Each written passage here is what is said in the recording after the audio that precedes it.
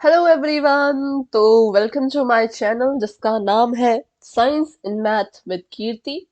तो इसमें हम क्या क्या पढ़ने वाले हैं? इसमें हम पढ़ने वाले हैं अभी के लिए तो क्लास 10th का साइंस एंड मैथ, क्योंकि अभी अभी मैंने चैनल स्टार्ट किया है।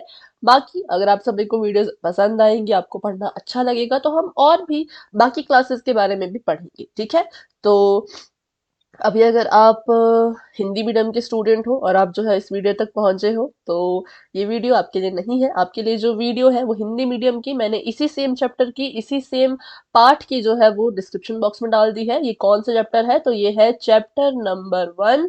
किस क्लास का? तो ये है क्लास 10th का। और इसका नाम क्या है? इसका नाम है केमिकल रिएक्शन एंड इक्वेशन। और अगर मैं हिंदी में कहूँ तो इसका नाम है रासायनिक अभिक्रिया और समीकरण। ठीक है, तो चलिए करते हैं इस क्लास को स्टार्ट। तो ये जो क्लास होगी ये बिल्कुल ही बेसिक होगी, पहली क्लास है, बिल्कुल बेसिक, बिल्कुल छोटी छोटी बातें पढ़ेंगे ताकि आपको थोड़ा सा क्लियरिटी मिले कि जो हम पढ़ रहे हैं केमिकल रिएक्शन एंड इक्वेशन जो हम पढ़ रहे हैं ये कहाँ से बनी, ये क्यों बनी। केमिस्ट्री हम पढ़ते हैं, केमिस्ट्री कहाँ से बनी, क्यों बनी, वो सब कुछ हम यहाँ पर थोड़ा थोड़ा सा इनके बारे में जानेंगे ताकि आप रिलेट कर सको, क्योंकि जितना रिलेट करोगे उतनी बेहतर आपकी लर्निंग होगी। ठीक है, तो चलिए बढ़ते हैं आगे। सबसे पहले हम बात कर लेते हैं कि पूरे वर्ल्ड में जो टाइप्स ऑफ चेंजेस होते हैं वो टोटल दो तरह के होते हैं। पहला चेंज होता है फिजिकल चेंज और सेकंड चेंज होता है केमिकल चेंज। फिजिकल चेंजेस की बातें जहां जहां पर आएंगी वो सब कुछ हम फिजिक्स में पढ़ेंगे, और केमिकल चेंज की बातें जहां जहां आएंगी, ठीक है, वो सब कुछ हम केमिस्ट्री में पढ़ेंगे। तो यहीं से फिजिक्स और केमिस्ट्री का जन्म होता है। ठीक है, वो दोनों यहाँ से बनते हैं। चलो तो अभी इसको स्टार्ट करते हैं। सबसे पहले पढ़ लेते हैं फिजिकल चेंजेस के बारे में कि फिजिकल चेंजेस क्या होते हैं, कैसे होते हैं। तो फिजिकल चेंज का बिल्कुल सिंपल सा मतलब है कि जब किसी मैटर के फिजिकल जो क्वालिटीज हैं उनमें चेंज अगर आता है तो उसको हम फिजिकल चेंज कहते हैं। जैसे कि यहाँ पे एग्जांपल है melting of ice, boiling of water, breaking of glass, cutting of wood, folding paper, breaking of egg. ठीक है, तो ये सभी क्या है? ये सभी हमारे लिए जो है वो फिजिकल चेंज है। क्यों है? तो चलिए इनके बारे में जानते हैं। फिजिकल चेंज मतलब फिर से वही बात कि जिसकी भी फिजिकल क्वालिटीज में चेंज आएगा उसको हम फिजिकल चेंज कहेंगे। मेल्टिंग ऑफ आइस जो आपका है बच्चों, मेल्टिंग ऑफ आइस, देखो आइस को हमने मेल्ट करने के लिए रख दिया। ठीक है, आइस को हमने जो है वो मेल्ट करने के लिए रख दिया तो आइस जो है वो वाटर में कन्वर्ट हो गई। अब हम इससे क्या हुआ, आइस पहले सॉलिड थी पर अब कैसी बन गई? अब जो है वो आइस लिक्विड बन गई। तो किसमें चेंज आया? सिर्फ और उसके स्टेट ऑफ मैटर में। पहले वो सॉलिड थी, अब वो लिक्विड बन गई। ठीक है, वैसी बात कर लेते हैं बॉइलिंग ऑफ वाटर की। तो बॉइलिंग ऑफ वाटर पे यही सेम चीज है कि जब हमने पानी को उबलने के लिए रखा तो पानी जो है वो लिक्विड स्टेट में था, लेकिन जैसे ही पानी बॉयल होता गया उसकी स्टेट चेंज हो गई, वो गैसियस स्टेट में कन्वर्ट हो गया। देखिए यहाँ पर आप देख पा रहे हो पानी को बॉईल कर रहे हैं तो गैस के रूप में वो, गैस के फॉर्म में वो हवा में चला जा रहा है। फिर हम बात करते हैं ब्रेकिंग ऑफ ग्लास। अब जैसे कि एक ग्लास था वो हमसे ब्रेक हो गया, टूट गया, तो उसके कुछ पीसेस हो गए, है ना। तो ये जो इस ग्लास के टूटने के बाद, ब्रेक होने के बाद जो पीसेस है, ये किसके हैं? ये कांच के ही हैं।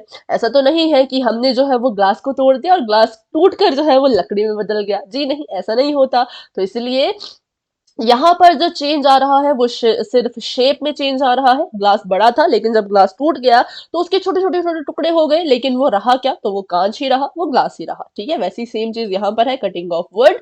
कटिंग ऑफ वुड में क्या हुआ, हमने जो है वो लकड़ी को काटा, वुड को कट किया। कट करने के बाद लकड़ी तो लकड़ी ही रही ना, वुड तो वुड ही रहा। तो इसलिए इसमें जो है वो सिर्फ इसकी शेप में चेंज आ रहा है, इसलिए इसको हम कहेंगे कटिंग ऑफ वुड।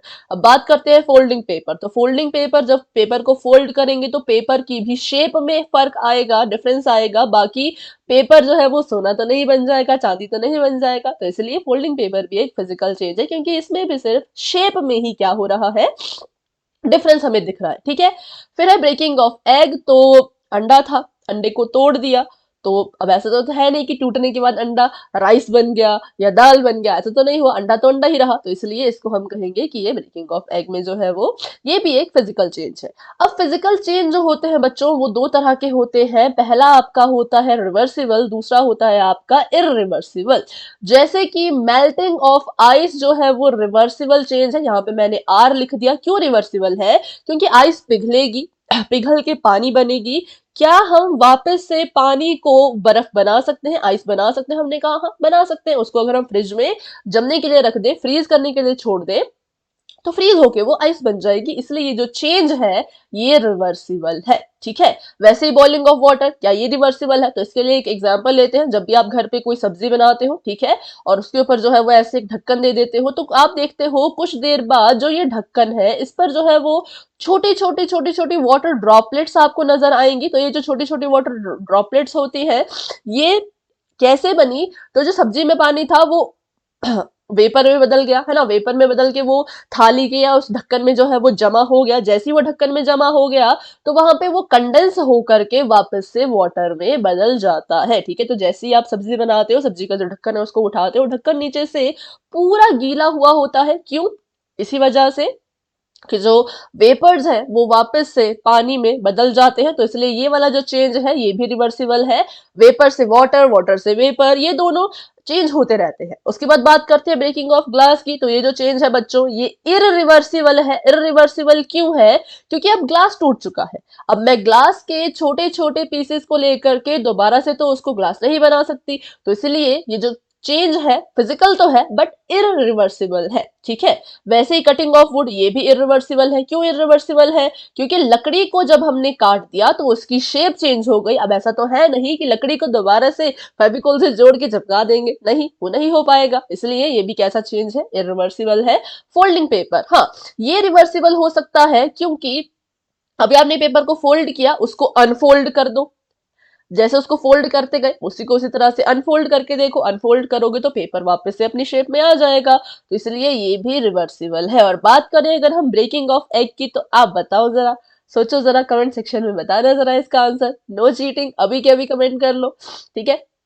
ऐसा ना हो कि मैंने आंसर बता दिया फिर उसके बाद आप कमेंट कर रहे हो, ठीक है। चलो तो मैं बताती हूँ। अभी ब्रेकिंग ऑफ एग जो है वो इररिवर्सिबल है क्योंकि अभी जो अंडे के अंदर का जो भी स्टफ था, जो भी चीज थी, वो टूट के बाहर आ चुकी है।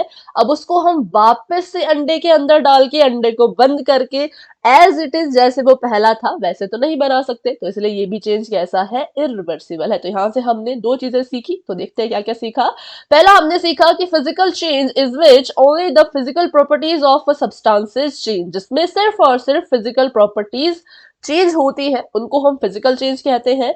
Physical changes can be reversible और इररिवर्सिबल। जो फिजिकल चेंजेस है वो रिवर्सिबल भी हो सकते हैं और इररिवर्सिबल भी हो सकते हैं। जैसे कि हमने पीछे देखा, मेल्टिंग ऑफ आइस ये रिवर्सिबल था, बॉइलिंग ऑफ वाटर ये रिवर्सिबल था, फोल्डिंग ऑफ पेपर ये भी रिवर्सिबल था। लेकिन बाकी जो चेंजेस हैं वो इररिवर्सिबल है, ठीक है।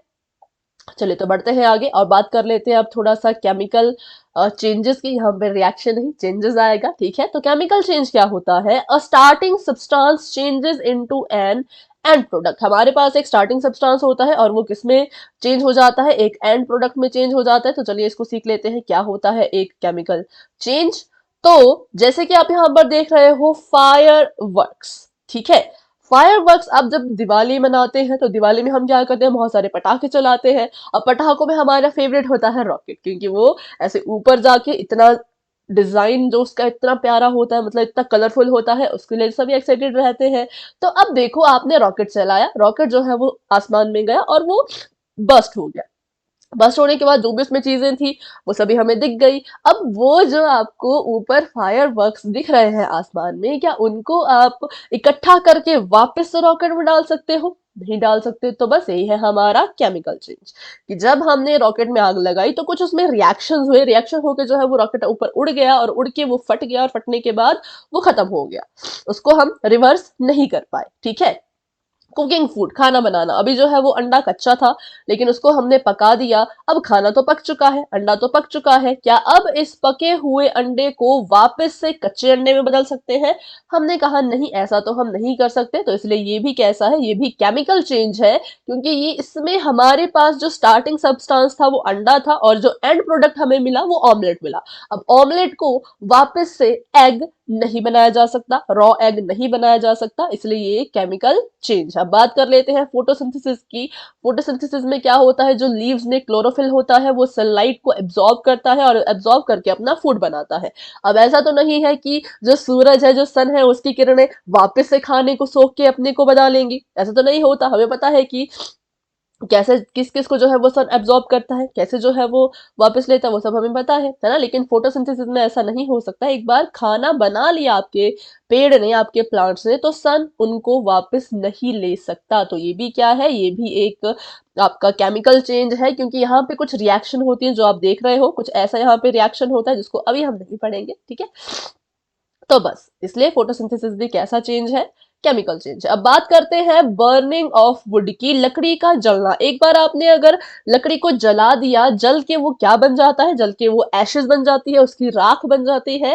अब उस एशेस को वापस से आप लकड़ी तो नहीं बना सकते। अब पिछले केस में क्या हुआ था, लकड़ी को सिर्फ काट रहे थे, उसकी बस शेप चेंज हो रही थी। लेकिन यहाँ पर तो भाई पूरी की पूरी लकड़ी ही खत्म हो गई, क्योंकि हमने लकड़ी को जला दिया, बर्न कर दिया। बर्न होने के बाद ये राख में बदल गया, और राख वापस से लकड़ी नहीं बन सकती। फिर है बर्निंग फ्यूल। फ्यूल की बर्निंग भी कैसे चेंज है, केमिकल चेंज है, क्योंकि ये भी इरिवर्सिबल है। क्योंकि हमें पता है गैस सिलेंडर को जब हम यूज करते हैं, उसका एक लिमिटेड पीरियड होता है उसको यूज करने के लिए।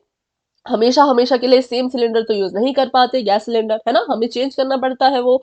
तो जैसे आपकी गैस जलती जाती है, सिलेंडर की जो गैस है वो खत्म हो जाती है। अब जो हवा में आपकी गैस आपने ये जलाई, हवा में जो ये गैस गई, अब क्या इसको वापस से सिलेंडर में भर सकते हो, नहीं भर सकते हो। तो मतलब ये जो चेंज है ये इरिवर्सिबल है, तो ये केमिकल है। अब बात करते हैं डाइजेशन की। आपने जो है वो कुछ खाया, मान लो आपने जो है वो आज मटर पनीर खाया, मटर पनीर खा के पेट में वो पच गया। अब बचा हुआ जो मटर पनीर है, क्या उसको वापस से ओरिजिनल मटर पनीर में आप चेंज कर सकते हो, नहीं कर सकते, क्योंकि वो पच गया ना, वो चीज तो खत्म हो गई। तो उसको हम दोबारा से वैसे का वैसा नहीं बना सकते। तो ये भी इरिवर्सिबल है। तो अगर मैं यहाँ पर लिखूं तो ये भी आपका देखिए इरिवर्सिबल था, ये भी इरिवर्सिबल था, ये भी इरिवर्सिबल, ये भी इरिवर्सिबल, ये भी इरिवर्सिबल, और ये भी रिवर्सिबल। अच्छा, रिवर्सिबल में किसी को कोई डाउट तो नहीं है। इरिवर्सिबल होता है जिसको हम पहले जैसा वापस नहीं बना सकते, ठीक है। जैसे कि मटर पनीर खा लिया है, पच गया है, अब वापस से वो मटर पनीर नहीं बन सकता, नहीं बना सकते उसको वापस से मटर पनीर, ठीक है। तो इसलिए ये कैसा चेंज है, ये इरिवर्सिबल चेंज है। तो यहाँ पर जितने भी चेंजेस हैं वो सभी के सभी इरिवर्सिबल है, ठीक है। चलिए तो आगे बढ़ते हैं। In a chemical change primary substance change into an end product. यहाँ पे क्या होता है केमिकल चेंज में, जो आपका प्राइमरी सब्सटेंस है वो किस में बदल जाता है, वो एंड प्रोडक्ट में बदल जाता है, ठीक है। तो यहाँ पर देख सकते हैं आप, जो जो प्राइमरी चीजें थी, जैसे कि लकड़ी राख में बदल गई, रॉकेट फायरवर्क में बदल गया, अंडा ऑमलेट में बदल गया, और जो आपकी सूरज की किरणें थी वो इनकी फूड में बदल गई, मटर पनीर जो है वो इसमें बदल गया, ठीक है। और जो गैस सिलेंडर था वो फ्यूल में बदल गया। तो इसमें बदल जाते हैं ये एंड प्रोडक्ट में। और केमिकल चेंजेस हमेशा इरिवर्सिबल होते हैं। अगर हम बात करें फिजिकल चेंजेस की, फिजिकल चेंजेस रिवर्सिबल भी होते हैं, इरिवर्सिबल भी होते हैं, लेकिन जो केमिकल चेंजेस है वो ऑलवेज इरिवर्सिबल होते हैं।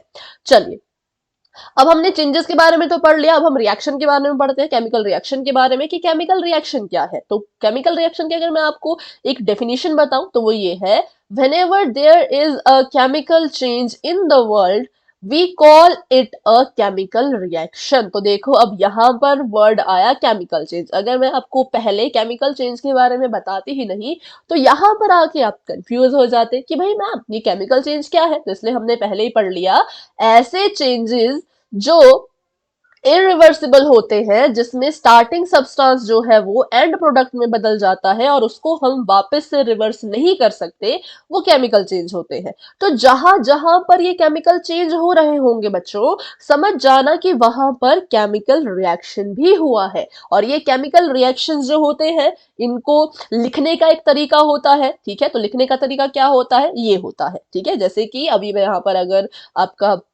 एक सिंपल सा एग्जांपल लूं, आपके घरेलू घर का एग्जांपल लूं, ए की जगह पर मान लीजिए राइस है और बी की जगह पर मान लीजिए दाल है। दाल में जब राइस को मिलाते हैं और पकाते हैं तो हमारे पास तैयार हो जाती है खिचड़ी। खाई है सभी ने खिचड़ी या नहीं खाई है, वैसे तो मुझे लगता है सभी ने खिचड़ी खाई होगी, है ना। तो खिचड़ी बन जाती है। अब देखो, क्या खिचड़ी को वापस से कच्चे चावल और कच्ची दाल में बदल सकते हो? तो हमने कहा नहीं, ये तो इम्पॉसिबल है, ऐसा तो नहीं हो सकता। तो ऐसे आपका केमिकल रिएक्शन दर्शाया जाता है, कि केमिकल रिएक्शन शो किया जाता है कि अगर हमने चावल और दाल को बनाया, मिक्स किया, तो हमारी खिचड़ी तैयार हो गई। लेकिन अब केमिस्ट्री पढ़ रहे हैं, केमिस्ट्री में तो भाई ये खिचड़ी मिचड़ी नहीं बनानी है। केमिस्ट्री में क्या है, केमिस्ट्री में जो है वो ऐसे ही हम केमिकल रिएक्शन लिखते हैं, लेकिन यहाँ पर ए बी और सी डी की जगह पर जो आपके होंगे वो एलिमेंट्स होंगे, जिनके बारे में आपने पिछली कुछ क्लासेस में पढ़ा है, मतलब 6, 7, 8, 9, 7, 8, 9 में तो जरूर पढ़ा होगा एलिमेंट्स। जैसे कि ये है, ये हमने यहाँ पर केमिकल रिएक्शन लिखा। केमिकल रिएक्शन कैसे होता है, कहाँ होता है? जहां जहां केमिकल चेंज होगा वहां वहां केमिकल रिएक्शन होगा। केमिकल रिएक्शन को अगर साइंस में लिखना है, केमिस्ट्री की भाषा में लिखना है, तो एलिमेंट की मदद से लिखा जाता है। जैसे कि हाइड्रोजन में जब ऑक्सीजन को हमने रिएक्ट करवाया, हाइड्रोजन और ऑक्सीजन की जब रिएक्शन हुई तो हमें मिला हाइड्रोजन ऑक्साइड। मैग्नीशियम और ऑक्सीजन की जब रिएक्शन हुई तो हमें मिला मैग्नीशियम ऑक्साइड। तो ये होता है केमिकल रिएक्शन। कभी भी आपको ऐसी चीजें दिख जाए तो बता देना कि मैम ये तो एक केमिकल रिएक्शन है, ठीक है। चलिए आगे बढ़ते हैं। अब केमिकल रिएक्शन तो हमने लिख लिया, अब इसमें भी कुछ पार्ट्स होते हैं, जैसे आपने मैथ में पढ़ा होगा left hand side, right hand side, वैसे ही यहां पर भी होता है। रिएक्टेंट्स होते हैं और प्रोडक्ट होता है।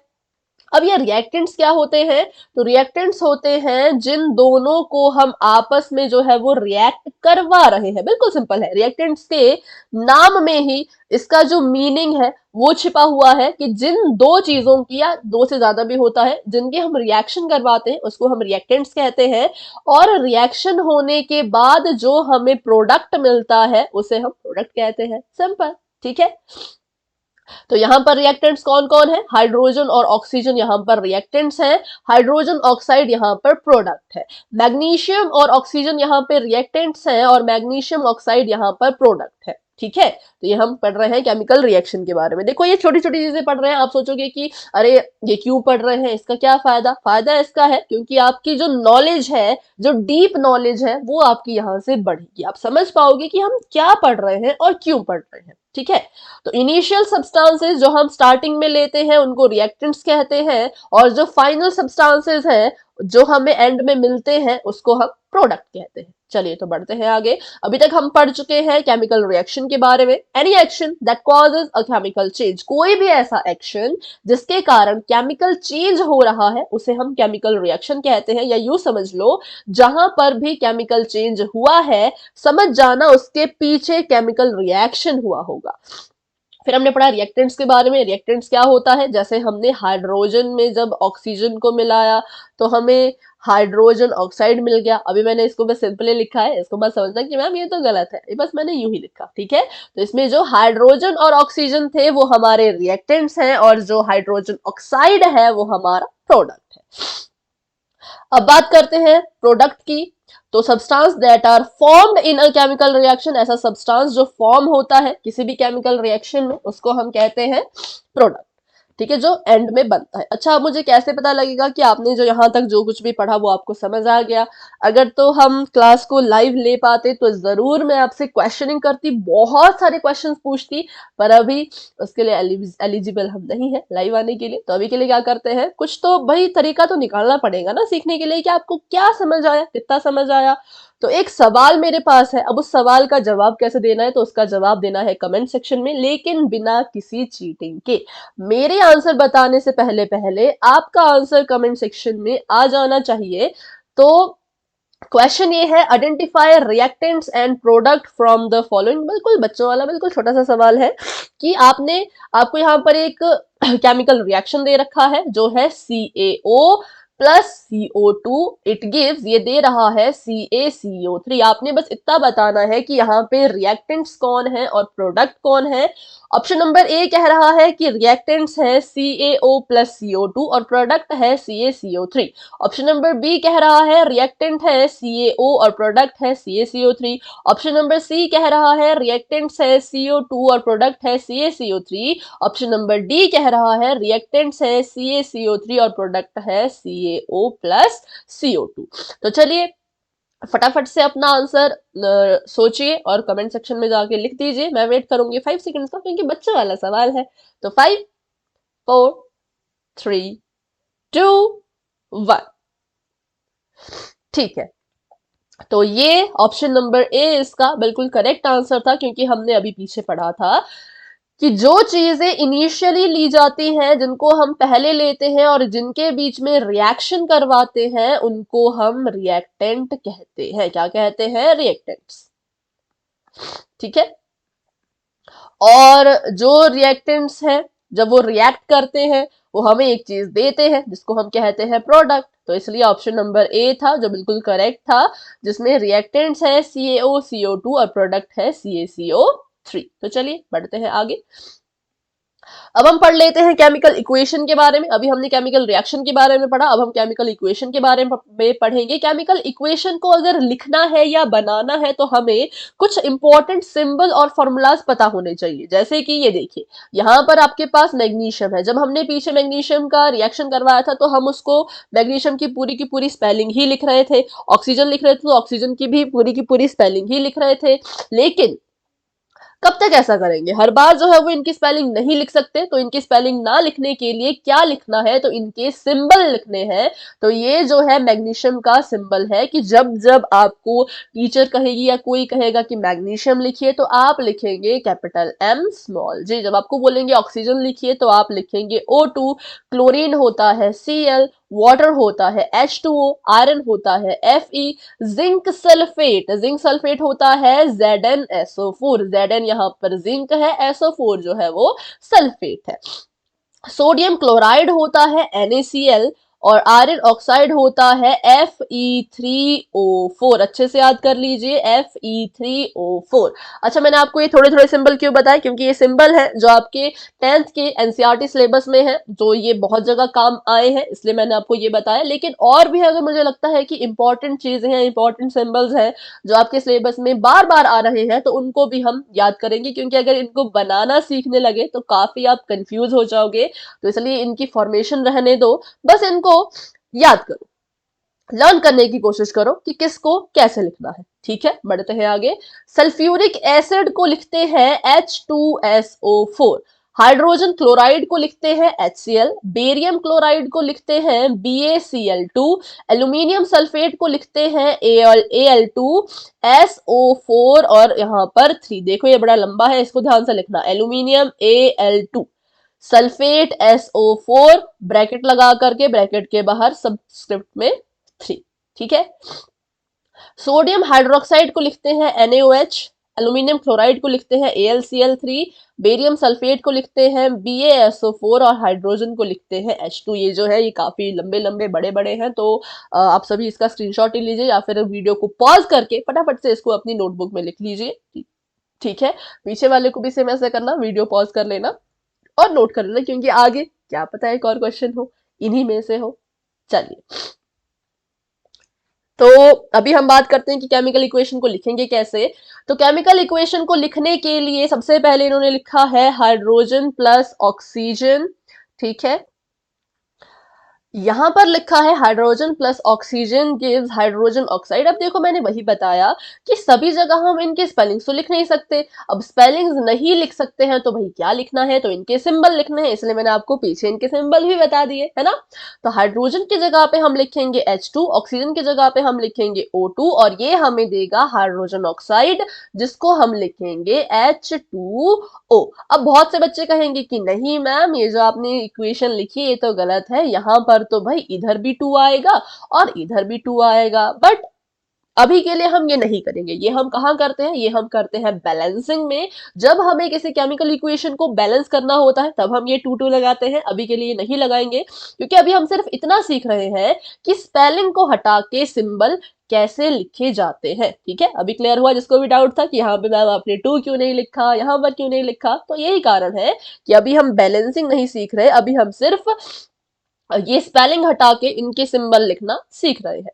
तो H2 प्लस O2 दे रहा है H2O, हाइड्रोजन प्लस ऑक्सीजन दे रहा है हाइड्रोजन ऑक्साइड। वैसे ही मैग्नीशियम की जगह पे मैग्नीशियम को हटाओ, उसका सिंबल लिखो Mg, ऑक्सीजन की जगह पे ऑक्सीजन को हटाओ, उसका सिंबल लिखो O2 और ये हमें देगा मैग्नीशियम ऑक्साइड, मतलब M HgO। इसको भी अभी बैलेंस करना है, ये भी अभी बैलेंस नहीं है, लेकिन बैलेंसिंग हम अपनी अगली क्लास में सीखने वाले हैं, तो इसलिए अभी इतना ही सीखो।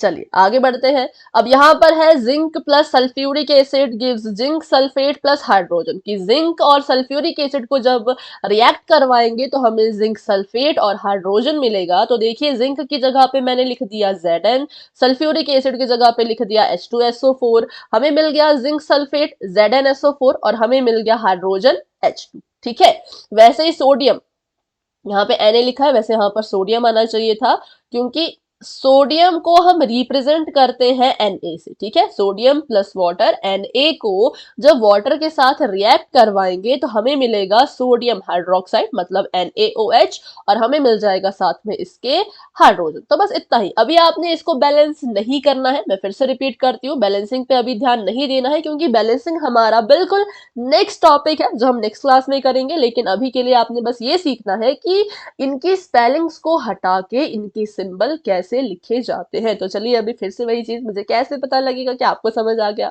उसके लिए वही करते हैं, एक क्वेश्चन ले लेते हैं और ईमानदारी से आंसर करेंगे सभी बच्चे, है ना। चलिए, तो ये कह रहे हैं कि आयरन, अब आपको पता है आयरन का सिंबल क्या होता है, रिएक्ट कर रहा है वाटर के साथ, आपको पता है वाटर का सिंबल क्या होता है, तो आयरन प्लस वाटर लिखो। ठीक है, वो हमें क्या देगा, वो हमें देगा आयरन ऑक्साइड एंड हाइड्रोजन। आप सभी को पता है कि आयरन ऑक्साइड का फॉर्मूला क्या होता है, मैंने आपको ठीक पीछे अभी बताया, और हाइड्रोजन का फॉर्मूला क्या होता है। तो बस इससे एक केमिकल इक्वेशन बनाओ और देखो कि आपका जो इक्वेशन बन रही है वो यहाँ पर किस ऑप्शन के साथ मैच कर रही है, और आपको आपका आंसर मिल जाएगा। तो चलिए 5 सेकंड्स का वेट करते हैं, फिर देखते हैं इसका राइट आंसर। 5 4 3 2 1। तो ऑप्शन नंबर सी इसका राइट आंसर है, क्योंकि देखिए आयरन मतलब Fe, वाटर मतलब H2O, दे रहा है हमें क्या, आयरन ऑक्साइड, आयरन ऑक्साइड मतलब Fe3O4, और साथ में हाइड्रोजन मतलब H2। अभी भी ये जो इक्वेशन है ये बैलेंस्ड नहीं है, इसको हमें बैलेंस करना है, लेकिन वो हम सीखेंगे अपनी अगली क्लास में। तो चलिए आज की क्लास को यहीं तक रखते हैं, और अगर आपको आज की क्लास अच्छी लगी, पसंद आई, जो अभी हमने बेसिक पढ़ा, अभी बेसिक है तो आपको लग रहा होगा कि यार तो बच्चे वाली चीजें पढ़ा दी मैम ने, लेकिन अगली क्लास में करेंगे, क्योंकि स्टेप बाय स्टेप चलना है, तभी लर्निंग अच्छे से होगी।